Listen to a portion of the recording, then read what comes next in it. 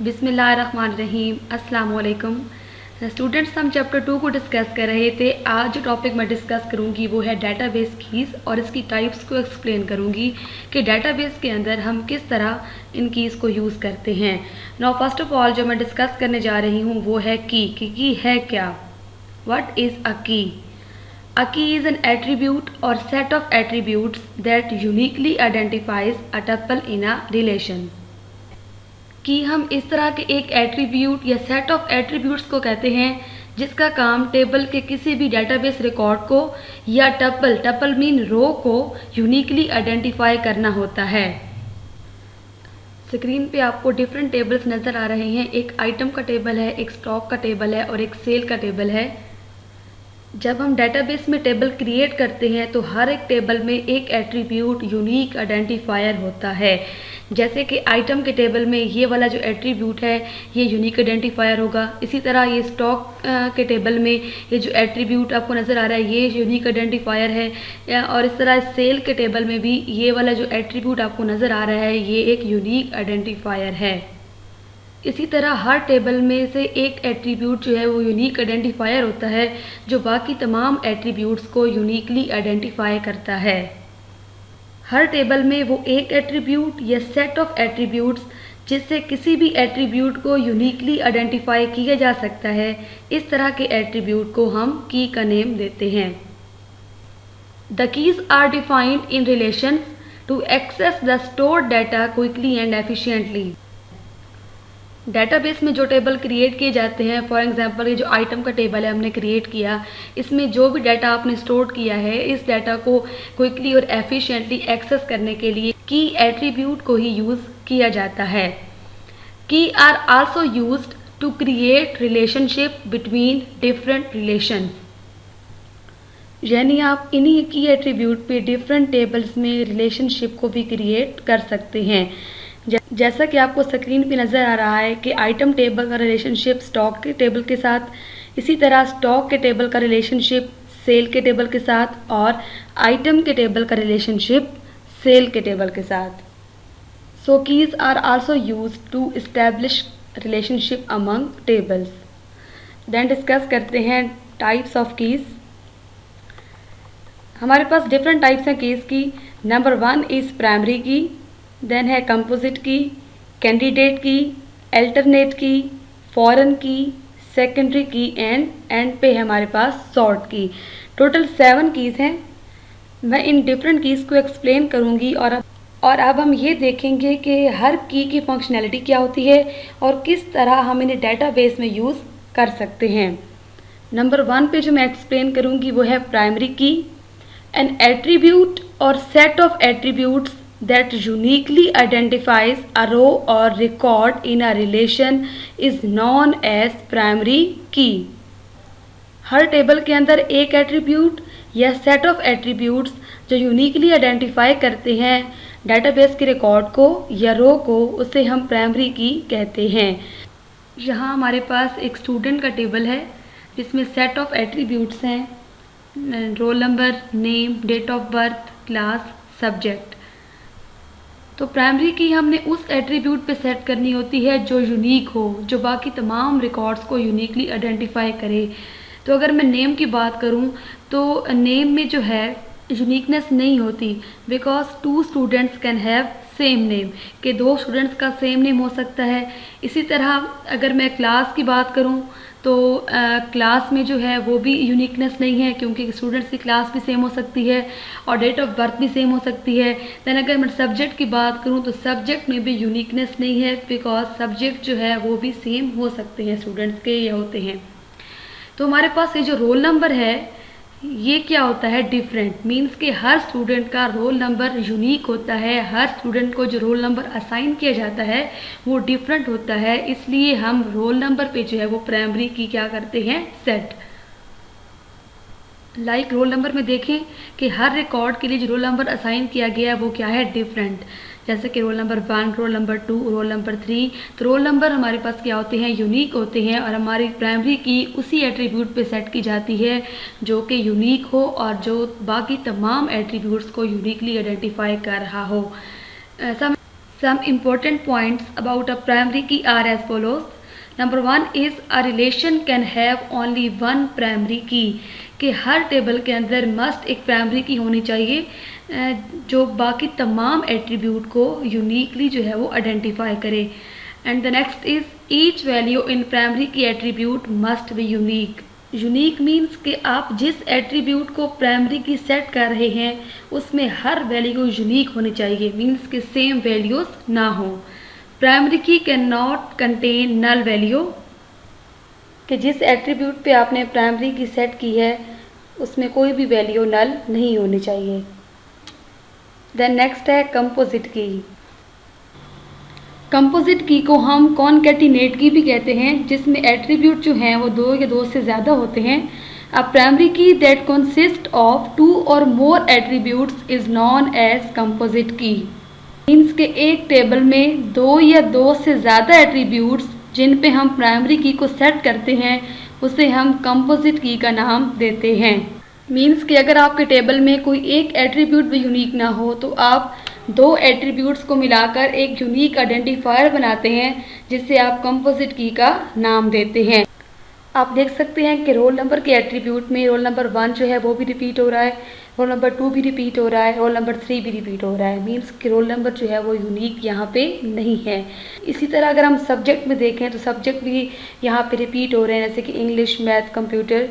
और अगर मार्क्स देखें तो स्टूडेंट्स के मार्क्स जो हैं वो भी सेम हो सकते हैं या होते हैं.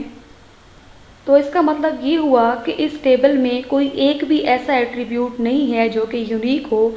जब ऐसी सिचुएशन आ जाए कि आपके टेबल में कोई एक भी ऐसा एट्रीब्यूट ना हो जो कि यूनिक हो तो आप 2 या 2 से ज़्यादा एट्रीब्यूट को मिलाकर एक की बना सकते हैं. फॉर एग्ज़ाम्पल इस टेबल में हमारे पास 2 प्राइमरी की बनेगी, जैसा कि एक रोल नंबर और दूसरा सब्जेक्ट. मीन्स के रोल नंबर और सब्जेक्ट की बेस पे हम प्राइमरी की को सेट करेंगे. इसी तरह अगर हमसे ये कहा जाए कि रोल नंबर 1 के मार्क्स बताएं तो रोल नंबर 1 में हमारे पास इंग्लिश के मार्क्स भी हैं, मैथमेटिक्स के मार्क्स भी हैं और कंप्यूटर के मार्क्स भी हैं. इसका मतलब ये होगा कि हम पे रोल नंबर की बेस पे जो है वो मार्क्स को आइडेंटिफाई नहीं कर सकते. इसी तरह अगर आपसे ये कहा जाए कि मैथमेटिक्स के मार्क्स बताएं तो मैथमेटिक्स में हमारे पास इस टेबल में मैथमेटिक्स के 3 तरह के रिकॉर्ड्स हैं. तो जब तक हमें उसका रोल नंबर कंफर्म नहीं होगा हम मार्क्स को फाइंड नहीं कर सकते. लेकिन अगर आपसे ये कहा जाए कि रोल नंबर 2 के मैथमेटिक्स के मार्क्स बताएं तो आप इजीली मैथमेटिक्स के मार्क्स 69 को आइडेंटिफाई कर सकते हैं. तो इसका मतलब ये हुआ कि इस टेबल में किसी एक एट्रीब्यूट को की के तौर पर यूज़ नहीं किया गया, बल्कि आपने रोल नंबर और सब्जेक्ट को मिला के एक यूनिक आइडेंटिफायर बनाया है. इस तरह का आइडेंटिफायर जिसमें 2 या 2 से ज़्यादा एट्रीब्यूट होते हैं उसे हम कंपोजिट की या कॉनकैटिनेट की का नाम देते हैं. देन है कैंडिडेट की. अ रिलेशन में कंटेन मैनी एट्रीब्यूट और set of attributes that can be used as primary key, कि एक टेबल में मैनी एट्रीब्यूट या सेट ऑफ एट्रीब्यूट्स जिन्हें प्राइमरी की के तौर पे यूज़ किया जाता है उसे हम कैंडिडेट की का नाम देते हैं. द एट्रीब्यूट और set of attributes that can be used as primary key is called candidate key, कि एक एट्रीब्यूट या सेट ऑफ एट्रीब्यूट्स जिन पे हम प्राइमरी की सेट करते हैं उसे हम कैंडिडेट की कहते हैं. सपोज हमारे पास एक स्टूडेंट का टेबल है जिसमें डिफरेंट एट्रीब्यूट्स हैं. प्राइमरी की हम उस एट्रीब्यूट पे लगाते हैं स्टूडेंट्स जो कि यूनिक हो, जो बाकी तमाम एट्रीब्यूट को भी यूनिकली आइडेंटिफाई कर रहे हों. लेकिन अगर एक टेबल में एक से ज़्यादा एट्रीब्यूट ऐसे आ जाएं जो कि यूनिक हों और उन्हीं यूनिक एट्रीब्यूट्स पर जब हम प्राइमरी की सेट कर देते हैं तो वो क्या कहलाती है, कैंडिडेट कीज़. स्क्रीन पे आपको एक टेबल नज़र आ रहा होगा जिसमें डिफरेंट एट्रीब्यूट्स हैं, registration number, roll number, name, date of birth, address and phone number. तो नेम या डेट ऑफ बर्थ या एड्रेस जो है वो यूनिक नहीं हो सकते, सेम हो सकते हैं. तो रजिस्ट्रेशन नंबर और रोल नंबर ये एक ऐसे एट्रीब्यूट हैं जो हर स्टूडेंट का क्या होता है, यूनिक. मीन्स अगर रोल नंबर देखें तो हर स्टूडेंट को जो एक रोल नंबर असाइन किया जाता है वो सेम नहीं होता, वो यूनिक होता है।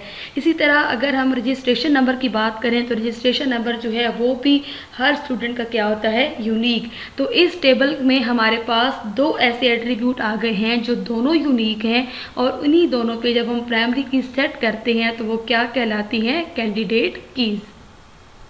देन है हमारे पास अल्टरनेट की। The candidate keys that are not selected as primary key are known as alternate keys. Sometimes ऐसा होता है कि हमारे टेबल में कुछ एट्रीब्यूट ऐसे होते हैं जो यूनिकनेस की प्रॉपर्टी को होल्ड कर रहे होते हैं, जिन्हें हम यूनिक आइडेंटिफायर के तौर पर यूज़ कर सकते हैं। उनमें से किसी एक कैंडिडेट की या एट्रीब्यूट को सिलेक्ट किया जाता है प्राइमरी की के तौर पे, और जो रिमेनिंग कीज़ होती हैं जिन्हें सिलेक्ट नहीं किया जाता प्राइमरी की के तौर पे, उन रिमेनिंग कैंडिडेट कीज़ को हम अल्टरनेट कीज़ का नाम देते हैं।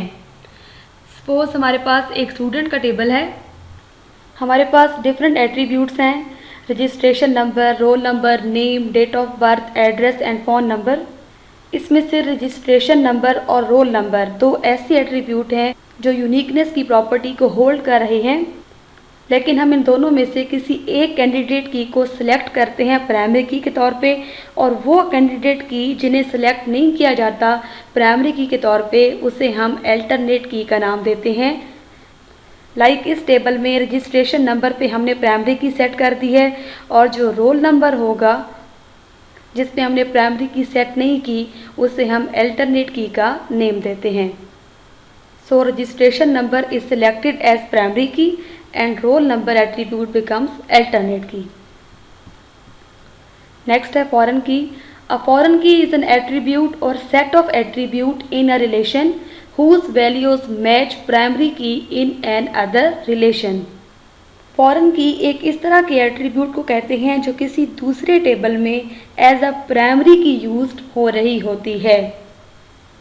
हमारे पास दो टेबल हैं, एक स्टूडेंट्स की इंफॉर्मेशन का टेबल है और एक है स्टूडेंट्स के मार्क्स का टेबल। तो टेबल जो स्टूडेंट्स की इंफॉर्मेशन का है उसमें रोल नंबर पे हमने प्राइमरी की क्या कर दी है, सेट, और यही रोल नंबर जिसमें हमने प्राइमरी की सेट की है स्टूडेंट इंफॉर्मेशन टेबल में, इसी प्राइमरी की को हम यूज़ करेंगे स्टूडेंट के मार्क्स के टेबल में। जब आप एक टेबल में किसी एक एट्रीब्यूट पे प्राइमरी की सेट करते हैं और उसी एट्रीब्यूट को जब आप किसी दूसरे टेबल में यूज़ करते हैं तो वो फॉरेन की कहलाती है।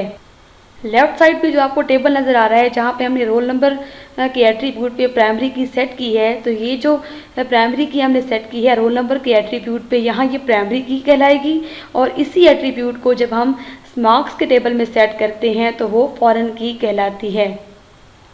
तो हम कह सकते हैं कि फॉरेन की एक ऐसे एट्रीब्यूट को कहते हैं जो किसी दूसरे टेबल में as a primary key used हो रही होती है।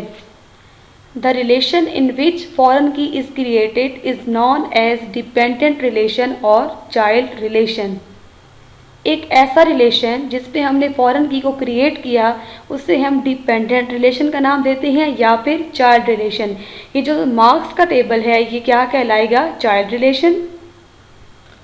मीन्स जहाँ से आप फॉरेन की को रेफ़र कर रहे होते हैं इस तरह के टेबल को आप डिपेंडेंट टेबल का नाम देते हैं। The relation to which the foreign key refers is known as parent relation. और एक ऐसा रिलेशन जिससे आप फॉरेन की रेफ़र कर रहे हैं उसे आप पेरेंट रिलेशन का नाम देते हैं। The key connects to another relation when a relationship is established between two relations. कि हम प्राइमरी की और फॉरेन की को यूज़ करते हैं किसी भी दो टेबल के दरमियान रिलेशनशिप को एस्टैब्लिश करने के लिए या क्रिएट करने के लिए। और रिलेशन में कंटेन मैनी फॉरेन कीज़, और एक टेबल में बहुत सारी फॉरेन कीज़ हो सकती हैं। नंबर 6 पे है हमारे पास secondary key. A secondary key is an attribute और set of attribute that can be used to access and retrieve record. Secondary key value may not be unique. एक एट्रीब्यूट या सेट ऑफ एट्रीब्यूट जिन्हें use किया जाता है data को access करने के लिए या रिकॉर्ड्स को रिट्रीव करने के लिए, उसे हम सेकेंडरी की कहते हैं। ये इस तरह के टेबल की फील्ड होती है जो यूनिक हो भी सकती है और नहीं भी। फॉर एग्जांपल जब हम प्राइमरी की बेस पे सर्चिंग करते हैं तो आउटकम में एक रिकॉर्ड आएगा, जैसा कि अगर रोल नंबर 2 का रिकॉर्ड देखा जाए तो जस्ट रोल नंबर 2 का ही रिकॉर्ड हमारे आउटकम में आएगा, क्योंकि जब हम प्राइमरी की बेस पे रिकॉर्ड की सर्चिंग करते हैं तो आउटकम में या रिजल्ट में हमें जो है एक ही रिकॉर्ड डिस्प्ले करवाया जाता है। लेकिन अगर कहा जाए किसी टेबल में कि आप सिटी की बेस पे सर्चिंग करें और बताएं कि कितने स्टूडेंट्स हैं जो लाहौर से बिलोंग करते हैं, तो आप ये देखें कि आउटकम में हमारे पास ये 3 रिकॉर्ड्स आएंगे। तो हम ये कह सकते हैं कि वन सेकेंडरी की वैल्यू में रेफर्स टू मैनी रिकॉर्ड्स, कि सेकेंडरी की वैल्यू को यूज़ किया जाता है बहुत सारे रिकॉर्ड को एक्सेस करने के लिए, और हर वो एट्रीब्यूट जिसकी सर्चिंग में आउटकम में रिकॉर्ड एक से ज़्यादा हो सकते हैं, तो इस तरह के एट्रीब्यूट को हम सेकेंडरी की का नाम देते हैं। और सेकेंडरी की जो है वो नॉन यूनिक भी हो सकती है।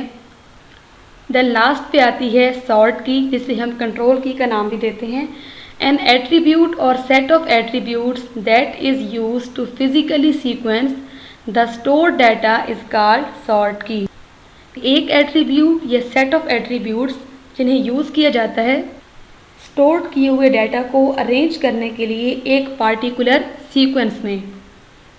हम असेंडिंग और डिसेंडिंग ऑर्डर में सॉर्टिंग कर सकते हैं, और सॉर्टिंग जो है वो न्यूमेरिकली भी की जा सकती है और अल्फ़ाबेटिकली भी की जा सकती है। The stored data can be stored in different ways according to the user requirements. और जो सॉर्टिंग की जा रही होती है डाटा की, वो यूज़र की रिक्वायरमेंट के मुताबिक की जाती है। मीन्स कि डाटा जो ऑलरेडी स्टोर्ड है उसको आप डिफरेंट वेज में जो है स्टोर कर सकते हैं, सॉर्ट कर सकते हैं according to the user requirement. Left side पे आपको एक टेबल नज़र आ रहा है जिसमें हमारे पास 3 एट्रीब्यूट्स हैं, roll number, subject and marks. और अगर मैं मार्क्स की बेस पे डाटा को सॉर्ट करूं, मींस के न्यूमेरिकली डाटा को सॉर्ट करूं, तो राइट साइड पे जो आपको टेबल नज़र आ रहा है आप देख सकते हैं कि मैंने मार्क्स की बेस पे सॉर्टिंग की है।